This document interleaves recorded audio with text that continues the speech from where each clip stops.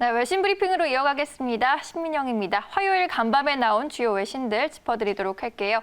뉴욕 증시는 미국 내 시위로 분위기가 어수선하고 미중 갈등을 둘러싼 우려감도 이어지면서 혼조세로 출발했습니다. 그렇지만 결국에는 모두 플러스권에서 마감했는데요. 마켓워치 헤드라인을 보시면 Wall Street hopes worst of economic downturn is past. 월가는 최악의 경제 위축은 지났다라는 희망을 품고 있는 것 같습니다. 자세한 내용 들어가 보죠.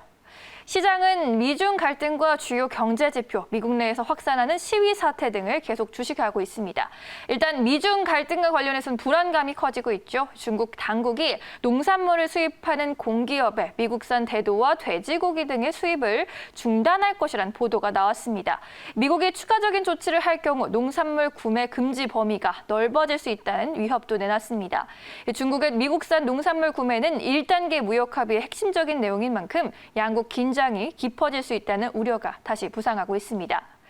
그리고 흑인 사망 사건에 대한 항의 시위가 격화하는 점도 부담 요인입니다. 다만 시위 장기화로 경제 활동이 제약을 받게 되는 사태까지 나빠질 가능성은 크지 않을 것으로 전문가들은 평가하고 있습니다. 한편 주요 경제 지표는 시장에 지지력을 제공했습니다. 중국의 5월 차이신 제조업 PMI가 50.7을 기록하면서 확장 국면으로 반등했습니다. 중국 지표는 코로나19가 통제된 이후 경제 회복 경로를 가늠해 볼 수 있다는 측면에서 투자자들이 특히나 주의를 기울이는 부분입니다. 또 미국의 5월 제조업 PMI도 43.1을 기록하면서 4월에 41.5에서 반등했습니다. 시장 예상치였던 44에는 소폭 못 미쳤지만 최악의 수준에서만큼은 반등했다라는 평가를 받고 있습니다. 다음 이슈로 넘어가 보죠. 지금 미국 전역에서는 흑인 사망 사건의 시위가 격화하면서 혼돈이 심화하고 있는데요. 정작 상황 안정을 위한 리더십은 실종 상태다라는 지적이 나옵니다.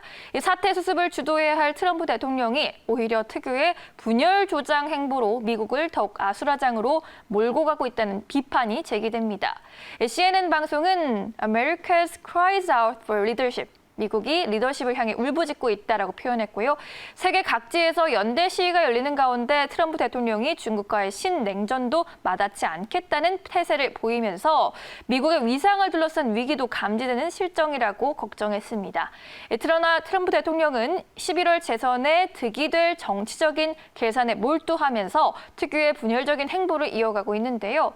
이 보통의 대통령 같으면 집무실에서의 대국민 연설을 검토하면서 국민들에게 침착을 당부하고 사태 수습을 도모해 나갈 텐데 트럼프 대통령은 급진적인 배후 세력을 집중 거론하고 민주당을 뒤섞어 비난하는 방식으로 정치적인 이득을 얻는 데 몰두하고 있다는 분석입니다.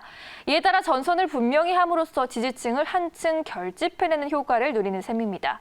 CNN은 대통령은 위기 대처로 평가받는 것인데 개인적으로 정치적 이득을 추구하는 대통령의 습관적인 방식은 쏟아지는 위기를 더욱 악화시키는 것 같다며 강하게 비판하고 있습니다.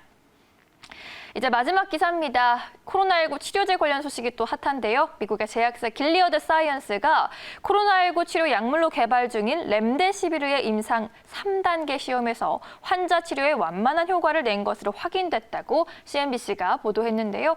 그런데 자세히 기사를 보면 효과가 드라마틱한 것은 아닙니다. 이번 3단계 임상시험에서 코로나19 환자들은 5일이나 10일 동안 렘데시비르와 다른 일반 치료를 병행한 치료를 받거나 일반 치료만을 받았습니다. 길리어드는 이번 시험에서 5일간 렘데시비르 치료를 받은 환자 중 65%가 11일째에는 일반 치료를 받은 환자보다 상태가 호전됐다고 밝혔는데요. 또한 10일간 치료를 받은 환자들의 경우에도 상태가 호전됐지만 통계적으로 크게 의미 있는 수치는 아니라고 전했습니다. 이렇듯 제한적인 효과다라는 분석 나오면서 길리어드의 주가는 오히려 하락했습니다. 우리나라 질병관리본부 중앙방역대책본부는 지난달 29일 렘데시비르의 특례 수입을 실청할 계획이라고 공표한 바 있는데요. 아직 렘데시비르는 국내에서 정식으로 허가받은 품목은 아닙니다. 따라서 관련 투자에는 신중해야 한다는 의견이 힘을 얻고 있습니다. 지금까지 화요일 아침 외신 브리핑 함께하셨습니다.